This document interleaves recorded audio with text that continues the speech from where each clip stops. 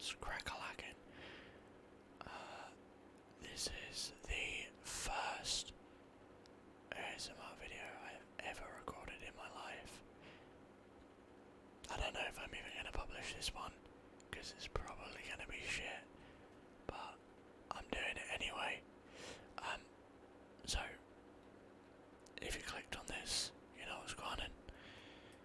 We're going to be having a bit of gum, and it will be extra white because that is what I picked up from the shop, specifically for this as well, like 2 weeks ago. So we're going to open this up. I can't hear the sounds right now, so I don't know what it's going to be like, but I'm going to be editing this, so here we go. Now, I'm not one for crinkle and crackle sounds, personally, so I won't be doing a lot of that, at least right now. So let's get going. There you go. That's pretty good. Oh my god, I forgot.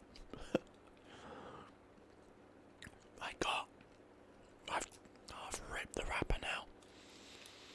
Let me see if I can get it into the right place. It is bubble mint.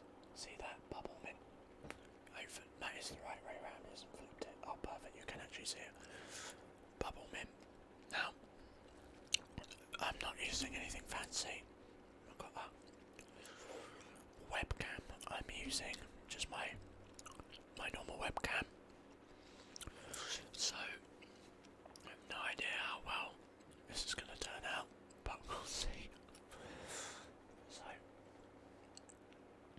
hopefully the sounds are going to be good. Alright, well, it is currently about 1 AM, and I don't know why I started doing this now, but let's get into it, otherwise I'm going to be beating around the bush. So, if I look a mess, that's why. Right, so I wanted to start off, first video, I'm just thinking about the stuff that I want to do. I might pop another piece in, because that is, I feel like I need more to chew.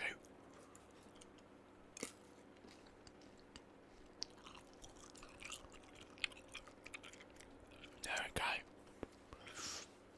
It's more like it. So,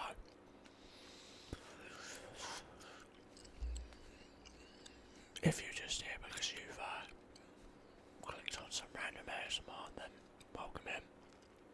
But for those that aren't aware, I run D&D professionally. Mostly D&D, some other stuff. And I used to stream it.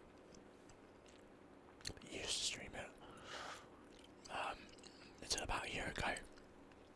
And so, big passion of mine. Behind me, you can see all these books. That's not even D&D stuff, that's just other role-playing games. But today, I thought what I'd do, now that we're about 4 bloody minutes into this video, I thought I might give my initial feelings on the Shattered Obelisk. So, let's get into it then. Let me move this glass cup before it makes some awful noises. So, this book is Phandelver Below, the Shattered Obelisk. It is a 5th edition D&D module designed for players from 1st level to 12th. I'm going to read out the blurb just to set a premise. So, what lurks below Phandelver, a beloved town in its unimaginable danger? No, let's start that again, because I misread that. It is 1 AM, that is my excuse. A beloved town is in unimaginable danger. Whether the heroes are newcomers to Phandelver or returning after the acclaimed Dungeons and Dragons adventure, lost mine of Phandelver, they discover hints of a lurking threat beneath the town. The heroes soon learn that the cult of a malevolent entity has set its sights on transforming Phandalin into the capital of its evil empire. To save the town from oblivion, the heroes must uncover a nefarious plot and confront otherworldly cultists. Phandelver Below, the Shattered Obelisk trademark, is a high fantasy adventure.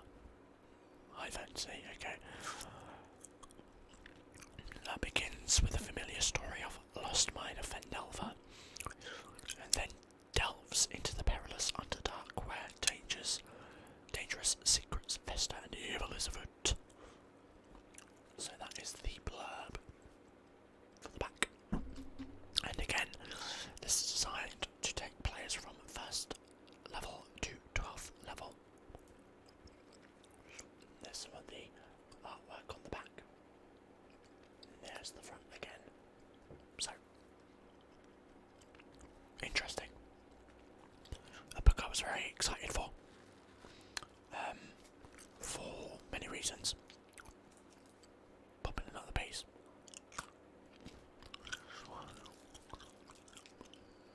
I was very much looking forward to this book.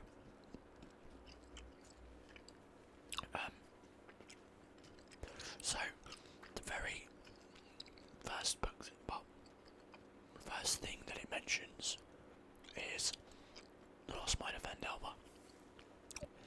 Lost Mine of Phandelver is an old starter set adventure for 5th edition's D&D, which I'm pretty sure came out about 2014 or 16. I don't remember the exact time, but it was the first starter set that came out, and since then there have been 2, I believe. The first was The Lost Mine of Phandelver, then The Dragon of Ice Spire Peak. Pretty sure that's a starter adventure. And more recently, the Dragon of Stormwreck Isle. I think that's what it's called. But no, that doesn't sound right. I can't remember. But something to do with Stormwreck Isle. I have it. I just haven't actually. I've never run that starter set, but I digress. The original starter set was called The Lost Mine of Phandelver. And quite simply, the module would take players from level 1 to 5, teach them the basics of the game, and show you different mechanics, different styles of play. Started off with, I'm not going to go through the story because maybe you'd like to play it, but the premise: players meet a city called Neverwinter, which is something I'll get onto. They sent on a mission to deliver some goods to a town. On the way, they find out that the person that hired them has been ambushed, and he is the only one that knows of the lost mine of Phandelver, known as Waveecho Cave. And the whole adventure is about finding him, and ultimately then finding this cave and defeating a nefarious evil that exists there, that wants the cave for their own reasons. And along the way, we come to a town called Phandalin. Meet some people there, some side quests.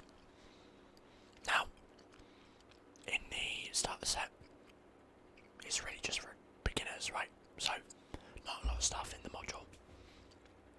It's really just designed. My monitor went off there. It was really just designed to represent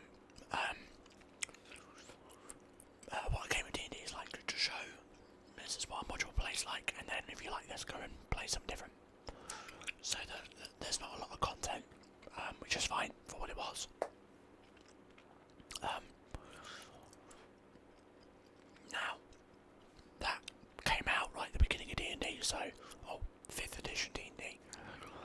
some people telling me that that's not when D&D started. It's not.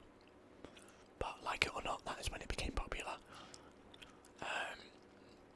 But either way,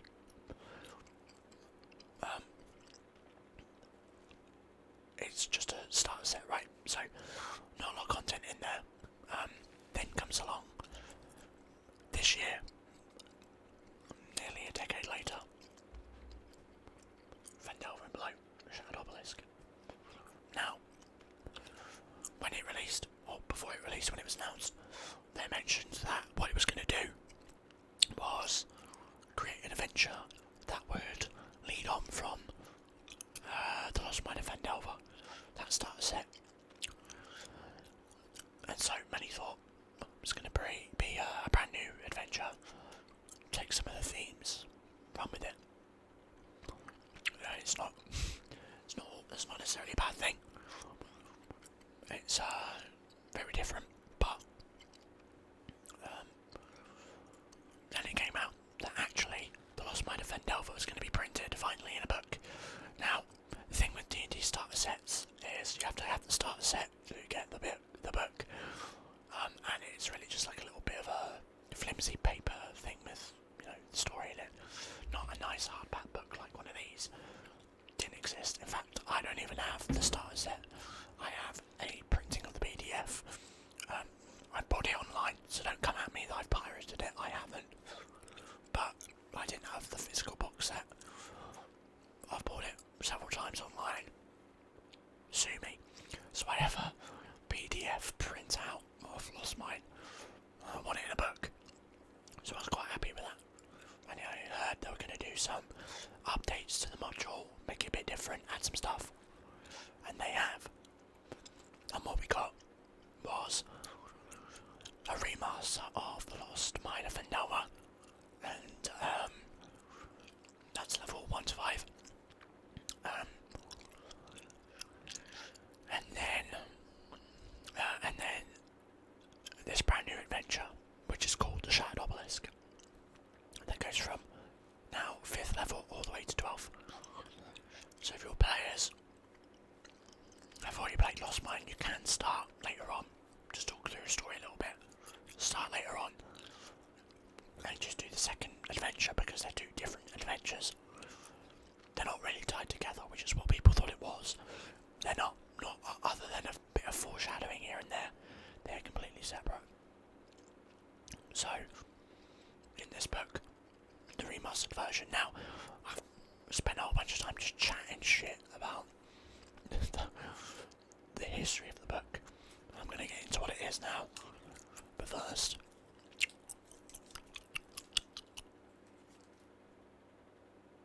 gotta have another piece. So,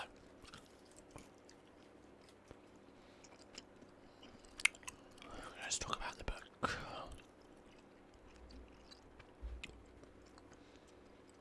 Let's open it up a little bit. Do you like book sounds? I don't know, I don't actually know what that sounds like. Oh, it's got that new book smell though. So this is the contents page. Now, there are 8 different chapters in this book. The first 4 are the Lost Mine of Phandelver, and 5 through 8 are the Shattered Obelisk. For the starter set had 4 chapters as well, and honestly,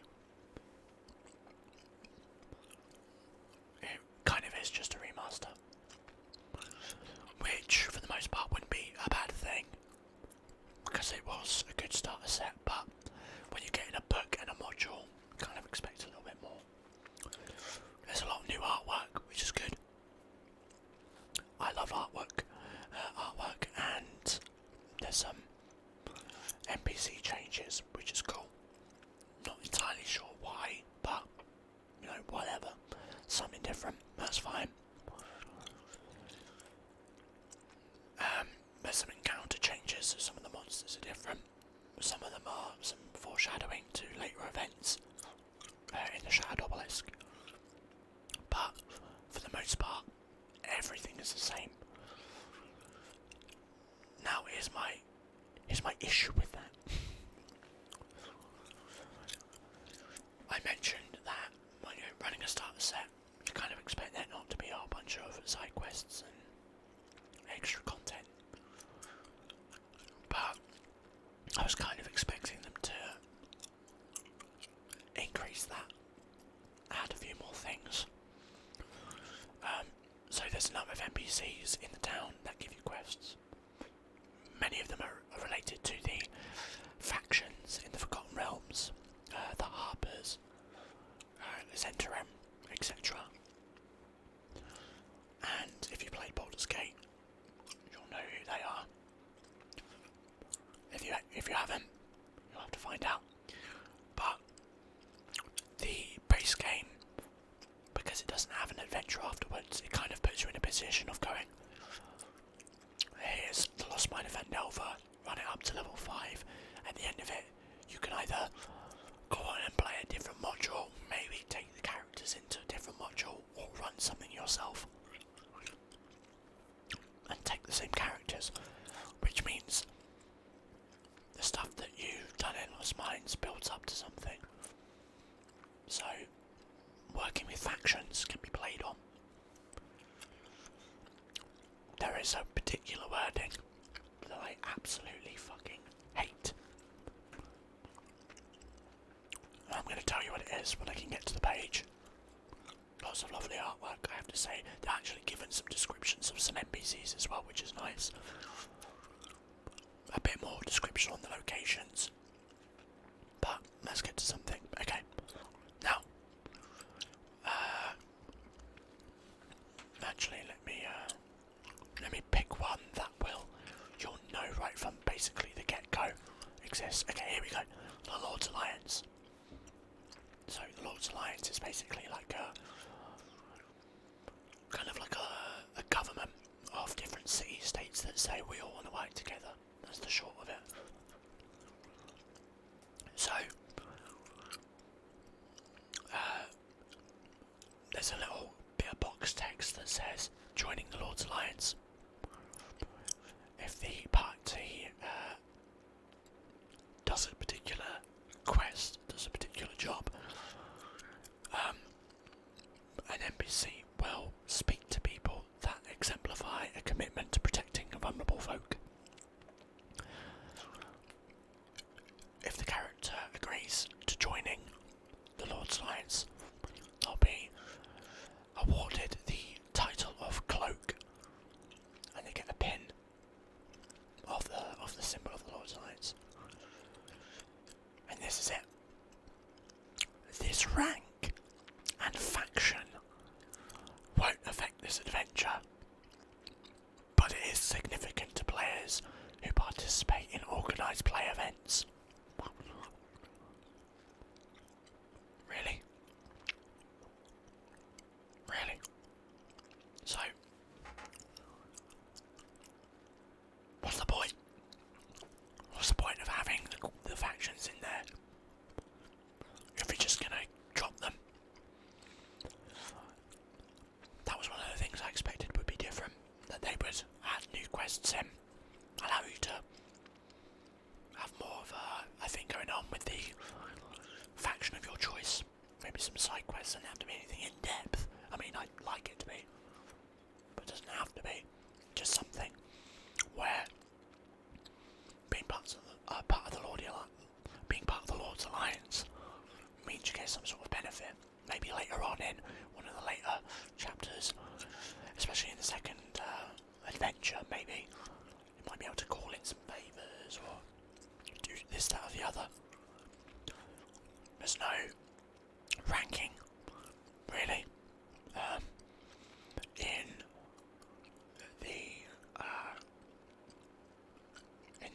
Dragon Heist, Waterdeep Dragon Heist. There was a ranking system for factions, so it exists. It wasn't very good, but it existed. Just thought they might include that, but they haven't. So, your character can join a faction, and that's it. Nothing else to it. So I was disappointed with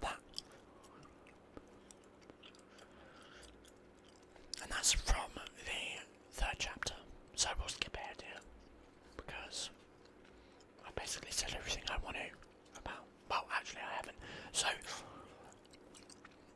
the side quests, that most of which are faction quests, for the third chapter called Spider's Web. That in the original publishing for the starter set was very bare bones.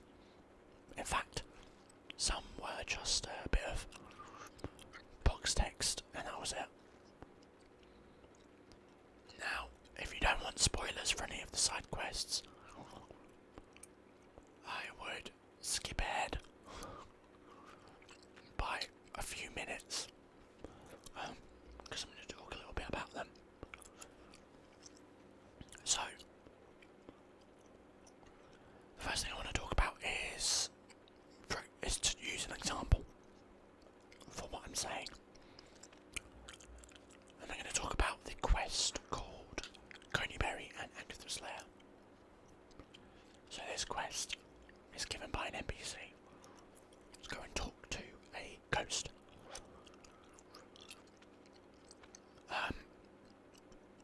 This quest is about 2 or 3 paragraphs long and involves the PCs, the player characters, either making a single check.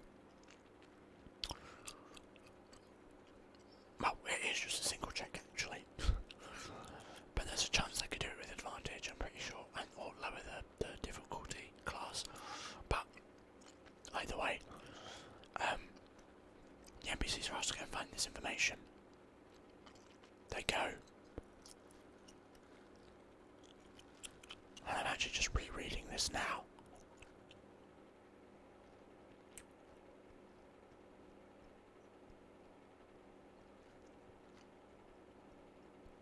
Okay. I've just realised I told a bit of a lie. It's 4 paragraphs, but they're like little bits of text that really don't describe much, except for the answers that she can give. But it is, go in, make a single check, then you succeeded or you failed. That's it. I hate side quests that are journey to a location, make a single check. That's it. Don't know what it is. Well, I know what it is, because I expect engaging content. That's not it. Then there's one which is going to a ruin, talking with an NPC. That's it. You might fight him, you might not, but there's not really any interesting dialogue there. Now, again, in the starter set, you're just showing how things work. You don't need an intricate plot line. But when I'm buying it in a book, and you've had time to re-adapt things, you kind of expect a bit more. So I wasn't impressed with that. And a lot of these quests are more of the same. There's a couple of fun ones. The Thunder Tree is a good one. I like that. Some changes to that as well. And I've been on some Facebook groups of people who would adapt it further. And I like it a lot. So, just wanted to say that. My next gripe is none of the maps have been updated. It kind of feels a bit weird that, the only way I can describe it is that it kind of feels like they just did not want to have to make new maps, and even though they wanted to change some of the tone and some of the stuff, they just had to go, we'll kind of use what we've got already, which is fine I guess, but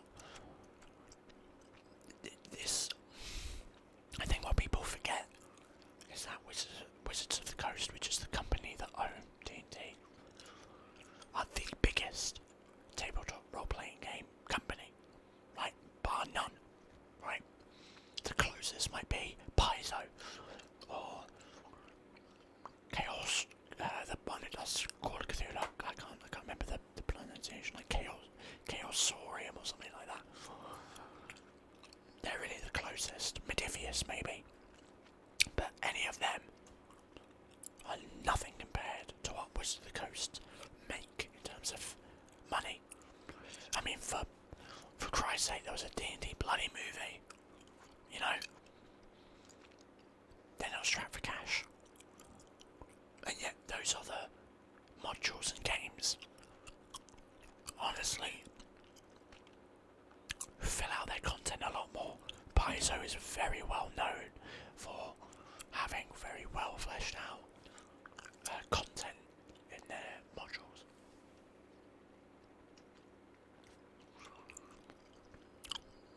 So, it is a shame. But we move.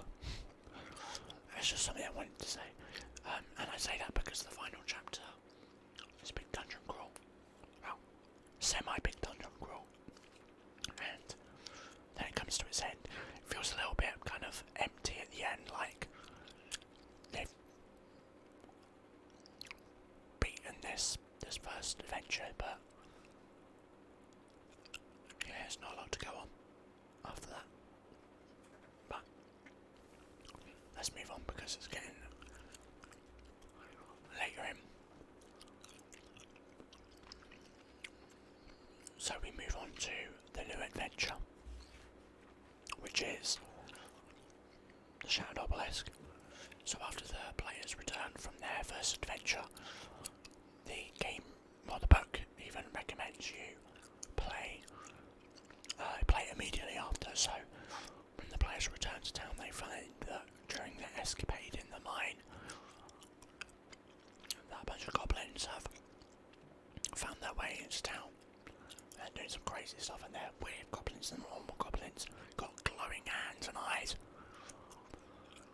Now, this is going to be a big spoiler, so if you want to play in the module, leave while you're watching this. This is not for players. If you're a GM, I'm going to trust that you're only listening in either because you want to play, cancel that, if you want to run the game, or you're just here for the sounds. You don't give a shit, you're here for the sounds, which is fair. So,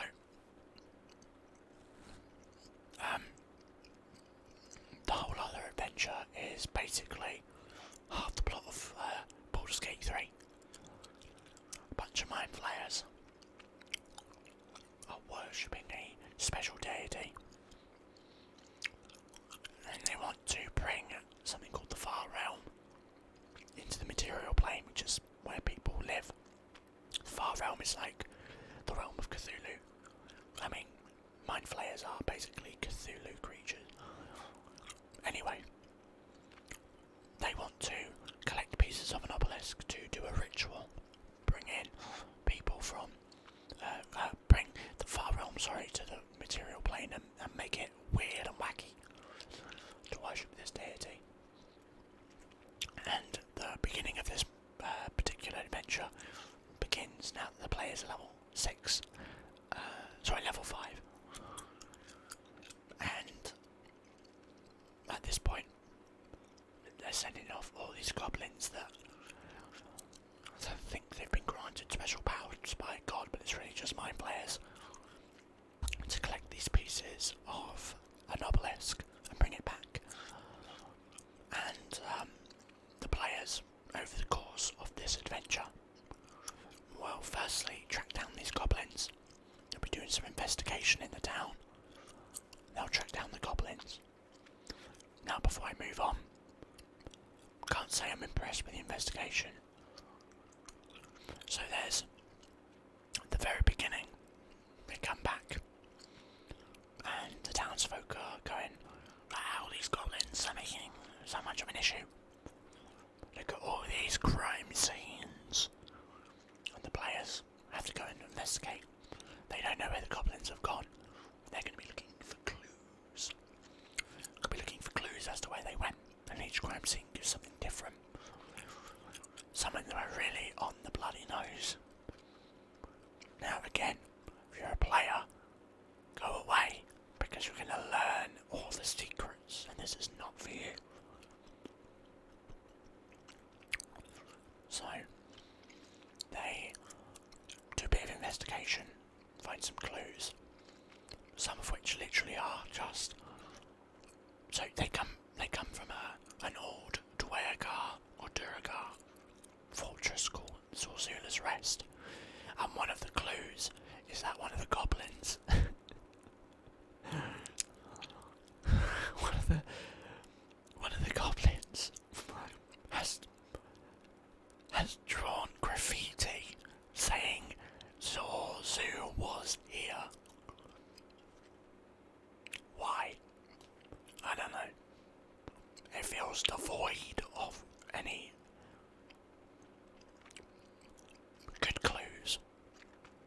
Anyway, hopefully, throughout this investigation, the players will learn the location by name. Well, they'll hear little bits of the information. Here's the kicker in a moment. Why they were here, what they were looking for, what they looked like, and what they were. Now, during this, they might not go to every crime scene, so they might not get every bit of information. They might they might fail at some of these crime scenes. And if they do, it doesn't matter. Do you know why? Because at the beginning of this chapter they meet a NPC. An NPC who is a scholar and somehow knows everything. So the players are meant to bring her information. She will kind of ponder for a moment and go, I know that place. And if they bring not enough information, she goes, I know about that place. It's completely redundant. Now, I am an advocate of let the players believe they did something.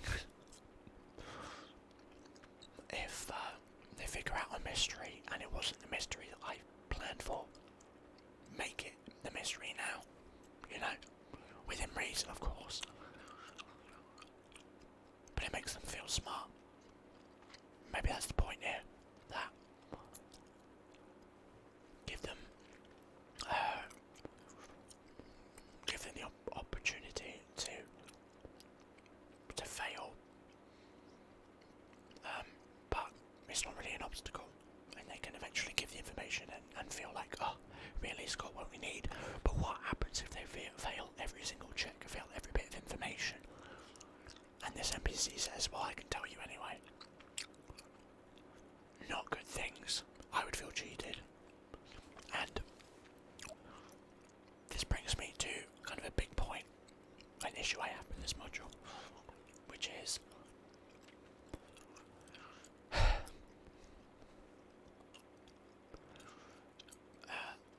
it feels very rushed. And I say that because if you're going to do an investigation like this, you need to put more effort into it. Never, ever, ever create a mystery where failing prevents progression. Imagine you're playing a video game, right? And the only option your character has is to go down a single hallway.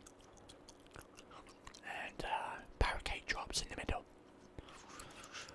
And you need to succeed a quick time of him. And you fail it, you fuck it up.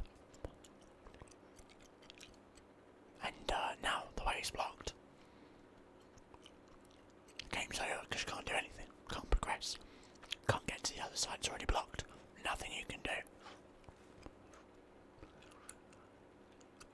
That's basically what this is like.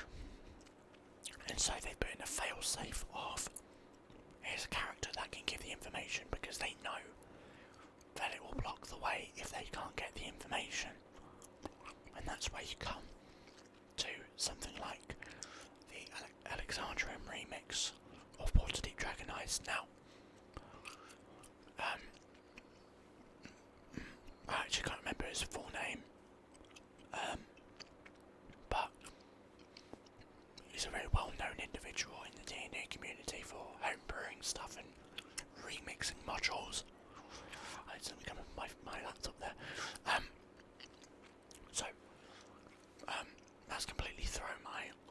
sense of direction. So, anyway. Damn, what was I talking about? That's actually completely threw me off. Alright. The thing he's known for the most is the Alexandrian remix of Dragonized. And he does a lot about literary skills and transferring them to D&D and other games like that. One of them is called the Rule of Three. And the Rule of Three basically means every clue has 3 different ways of accessing the information. So, for example,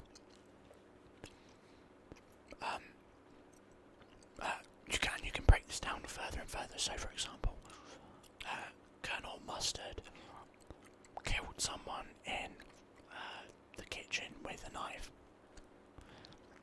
This is not going to be a good analogy, but it's the one you're getting. You take that and you go, you break that down into clues. So you go, the murder weapon was a knife. Colonel Mustard was the killer. The kitchen was the location. So we'll hone in on the knife. So we break that down into 3 ways. How do we find out the knife was the knife was the murder weapon? Well, what we do is we go. We could have a medicine check on the body. Stab wounds. Second one might be an investigation check. There's a knife missing from the counter. And the third one might be there's a knife with fucking blood on it. Now, if they somehow miss one of those clues, they could still figure out that it was a knife that killed him.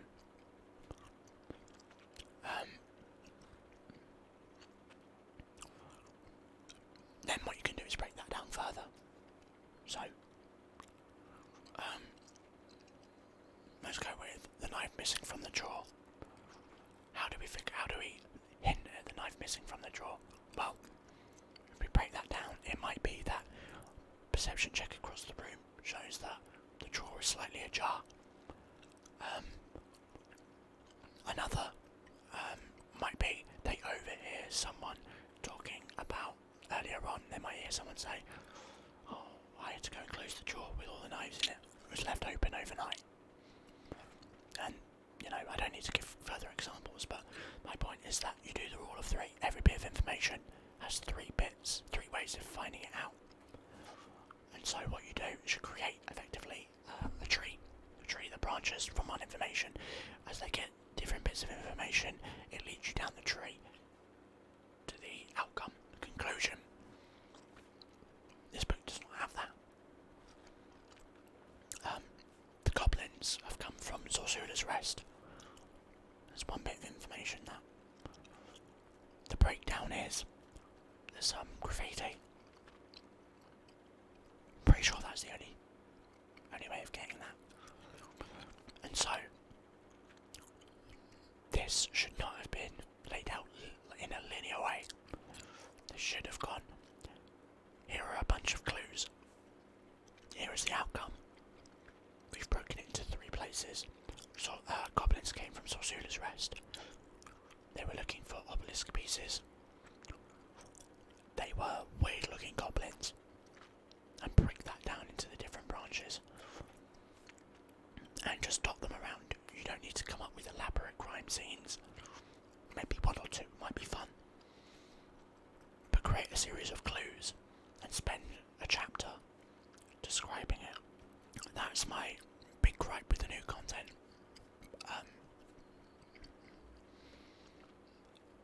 It gets better, in my opinion.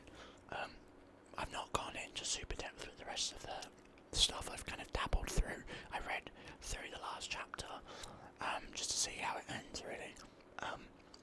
It's fucking hard. There's a lot of shit in here that level 12s. Oh. I would be surprised if someone doesn't die in the end of this module. But that's kind of the fun. So, the first adventure is much more like going around and doing a whole bunch of different stuff, some quests,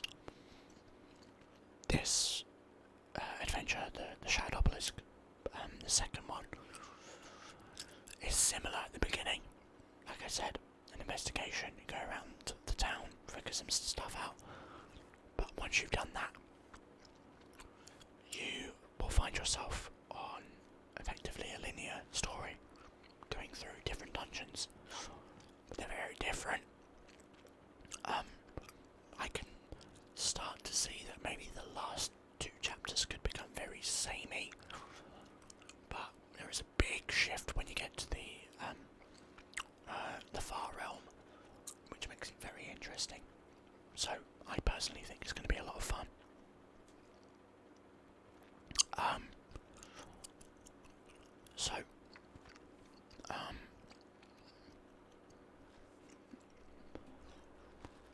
Yeah.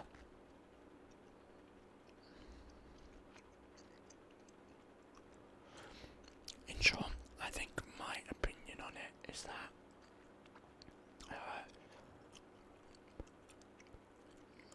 the two are very different.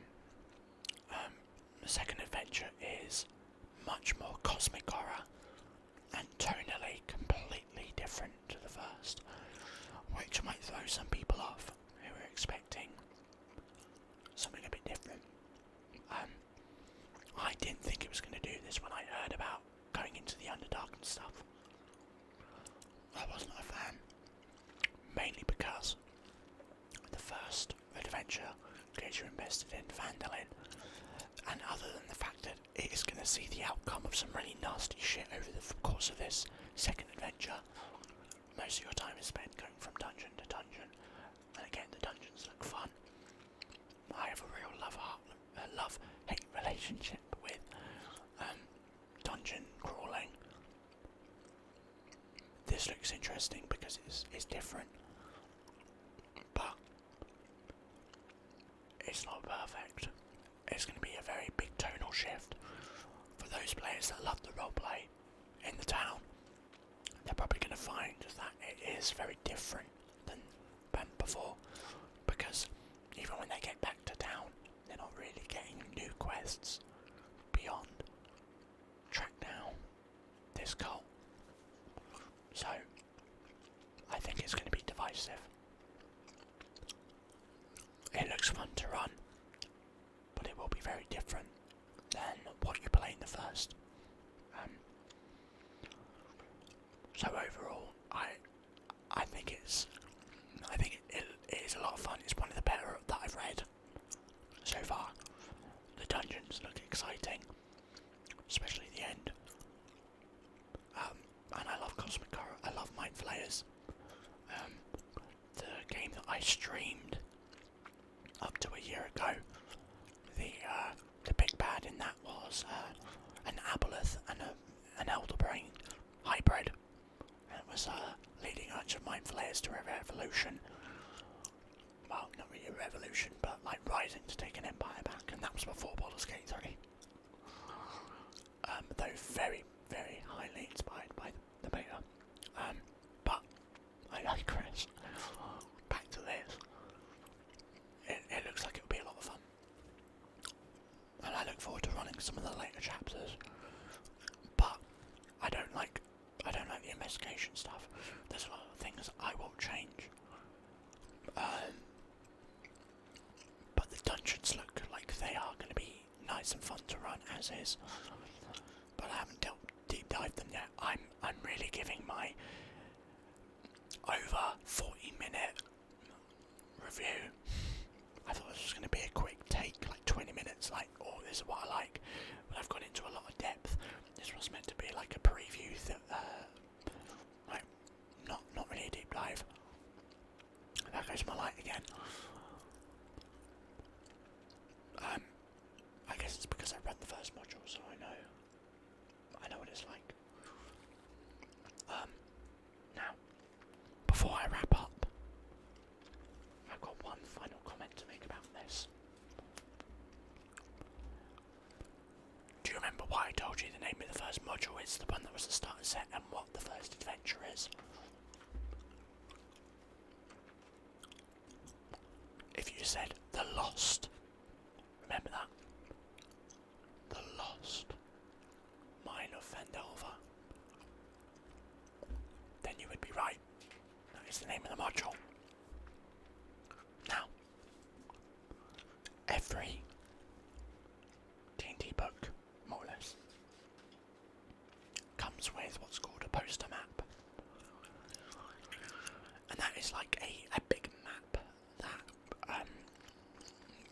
presents stuff from the module. I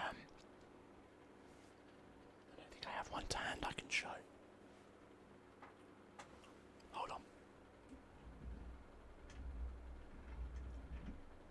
I don't want this to make too much noise.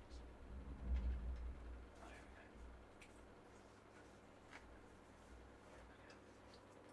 I'm going to show you this. Basically, they might have a map of like the region, or like in the case of Waterdeep, the city, or some of the dungeons. That's basically what you get. And it comes in the back of the book, it's a big old map. Now I'm not going to get the whole thing out, but it's pretty sizable. Big sheet. Now, this map, I'm going to read out what the post map box says in the book. This double-sided poster map is meant to be shared with the players. Did you hear that? Shared with the players. One side of the poster map shows the Phandelver region. Okay? Because it's good to have a region map, especially when the very first session is the players leaving Neverwinter and journeying across the lands. You want to be able to show them the region, right? So if they're going to be travelling, they need to know the distance and how far they're travelling.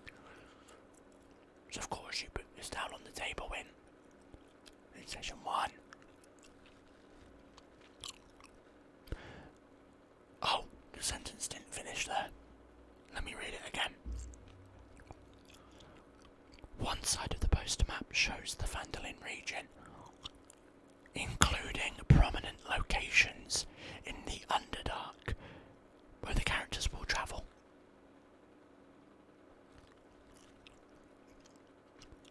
If the characters don't recognise the names yet, that's good. Once they learn it in game, they'll realise they've heard the name of the location and can head in the right direction. Now, that might be good for some of the later dungeons.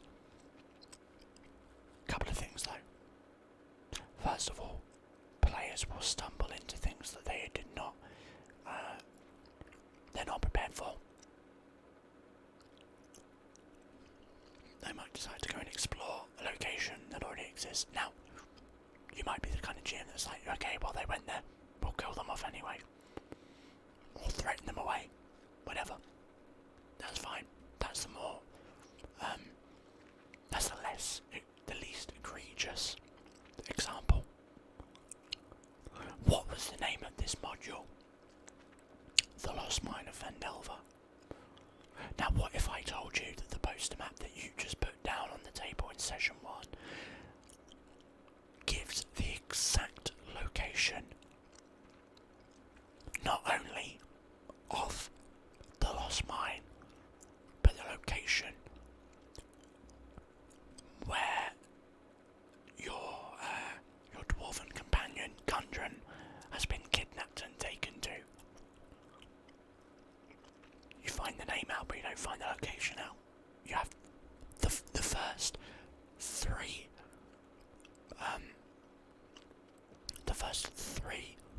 chapters of the Lost Mine are about finding the Lost Mine.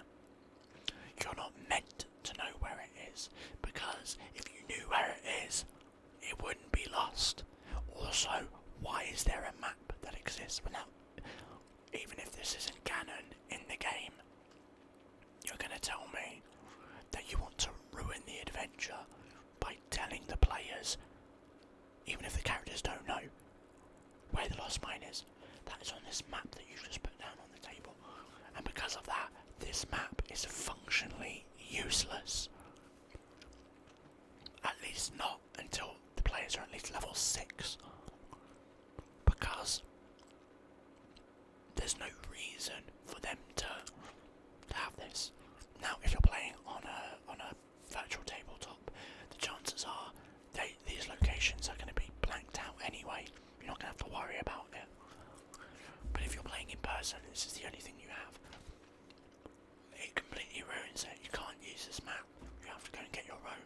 Because if you then start covering up locations on it with like markers or post-it notes, that's just bait.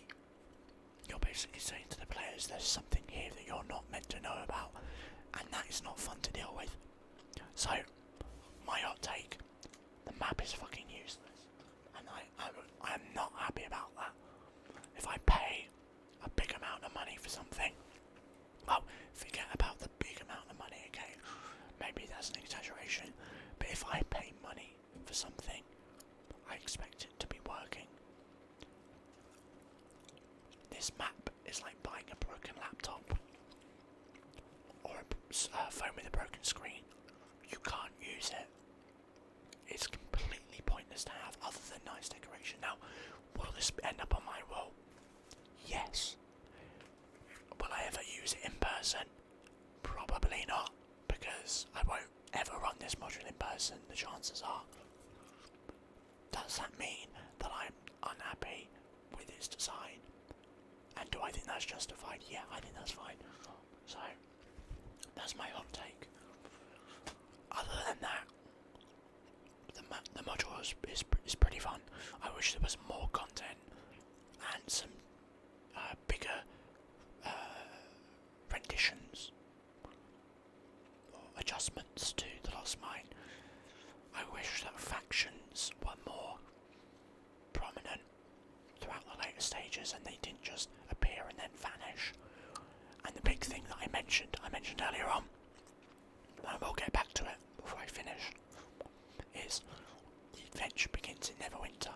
Now, I get that the whole module is about Phandelver, but Neverwinter is in the D&D movie. It's a prominent location.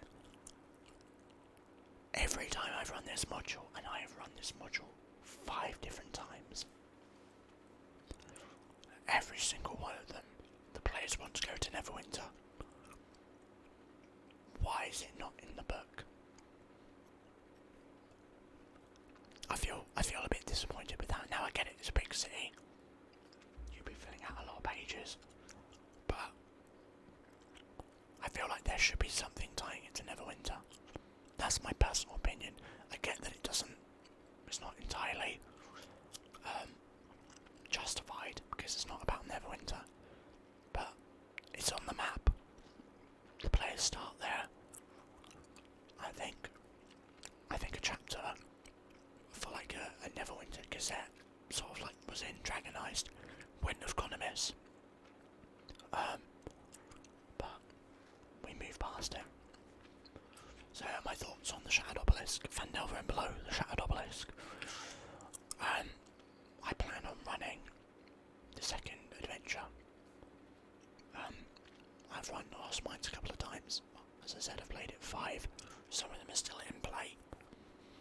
In fact, I may have run it more than that, but it doesn't really matter. I would like to consider myself fairly expert on that module. That's really it. So, I would recommend it. It's still a good beginner module. You don't have to run both. You can just do the first 4 chapters for the Lost Mine, or just play the Shattered Obelisk. I'd recommend them both personally, and even without the starter set stuff, it's still a good beginning module. It does not have any of the GM tips that the starter set has, which is like a little bit of a notation on how roleplay works or what players can do, etc. It's not designed for beginners anymore, which I think is a good thing. I would hate to see the already limited space in the less than 200 pages of this book be taken up with more GM tips, simply because I think there are other places for that. But maybe that's personal opinion. So Phandelver Below, the Shattered Obelisk. Get yourself a copy if you are looking to play some D&D. This is the latest says its retail in the US is $59.95. I bought this from, what was it called? Oh my gosh.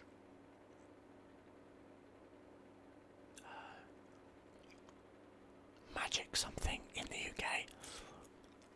There's a whole bunch of roleplay stuff, Warhammer, etc.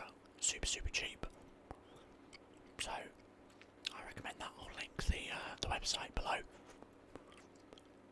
Go ahead and grab yourself a copy. And do a thumbnail. There you go. And that's it.